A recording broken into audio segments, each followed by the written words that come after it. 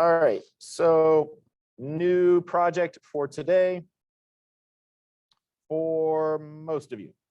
So the plan, it's not ideal, but we can't really start over for those of you without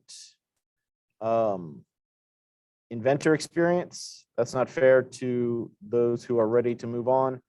And it's also not fair to expect you to jump right in with the abilities that the other students have. So temporarily, we are going to bifurcate, which is a fancy word for split, the class into those of you with inventor experience and those of you without inventor experience.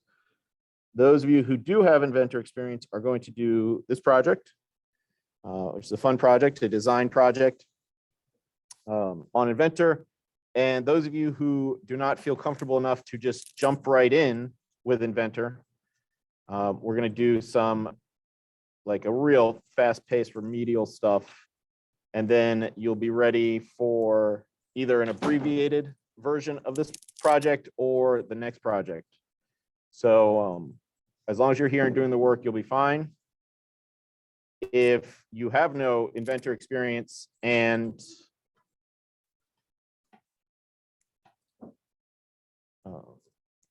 if you were in my class last semester, this side of the room. If you were not in my class last semester, this side of the room. If you don't have inventor experience, but you do want to just jump right in and give it a shot, that's fine also. In which case you'll be over on the other group. The only reason I'm splitting stuff up is just so that splitting you guys up is so that I can focus my instruction, because there's going to be a lot more day-to-day with those of you who do not have an inventor experience, that is, say, after today. I am going to start by introducing the new project for the veterans so that you can get going. And it's a lot of, like I said, self-directed stuff. So there's that. All right, so the new project is the desktop organizer project. You are going to design a product made of several parts. It will be an assembly. We've done assemblies before. We did the mini train assembly and the puzzle cube assembly, you know, the file type that has multiple parts. And you're going to design something that is supposed to go on a desktop and hold office supplies. The office supplies themselves, I have created for you several different office supplies that you are going to get the part files for and incorporate them into your assembly as would make sense. Okay, so these are all going to be included, or not all of them, you just need a few of them.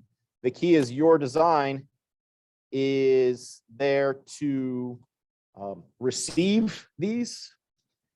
And so your desktop organizer needs to be made up of several different part files, a minimum of 5 parts that are designed to fit together and designed to receive specific office supplies.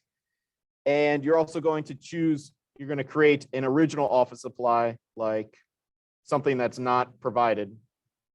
You'll see all the stuff that's provided in a second. And just a second. And there are the other constraints of materials or textures. Makes sense. It needs to make sense in a logical way. And we have a parameters for max height, width, and depth. Question?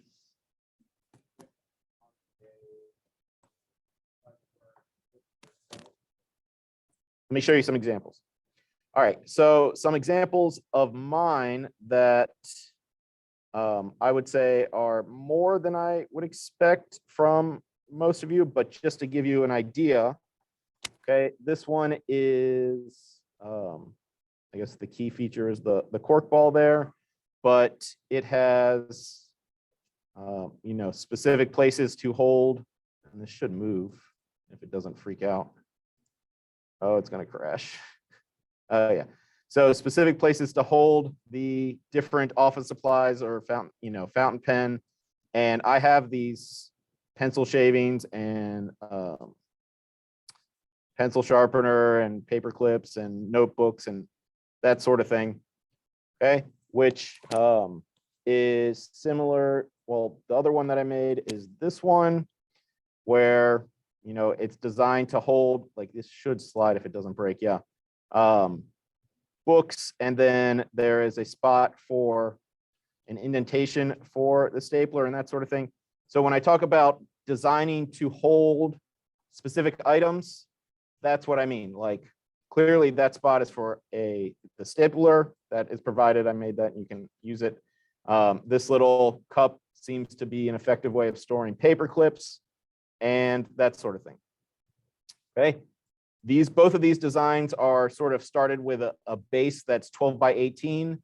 Then that way, as long as I didn't make anything taller than 12, it would fit inside of the dimension constraints. Okay, 12 by 12 by 18 means that, but it doesn't count the office supplies. The idea is the thing that you ship would fit inside of a box that's 12 by 12 by 18. So this one clearly, when you have the fountain pen and the pencils and the cork ball, would be taller than 12 inches, but that's fine. Okay. You don't have to do this format. It doesn't have to be 12 by 18 footprint. It doesn't have to fill. It can be smaller than that. It just can't be larger than 12 by 12 by 18. Okay. So you're going to start by, well, you need one of the worksheets. I'll pass out in a second. And you're going to start by doing, you can just sketch some ideas or do some research about what's out there, and think about how the different containers or slots or indentations or whatever are going to hold specific office supplies. Okay, a cup is fine for this type of thing, but you know, a cup and a base is only going to be 2 part files. So you need other things going on. And even though an inventor, we can constrain things to do anything, it should be designed to make it look like it would work. Like you can see that this type of, you know, slot for the sliding bookend looks like it would work pretty logically. All right, so the worksheet I'm going to pass out has these instructions on the front and graph paper on the back. The graph paper planning is going to be a grade, but just a few points.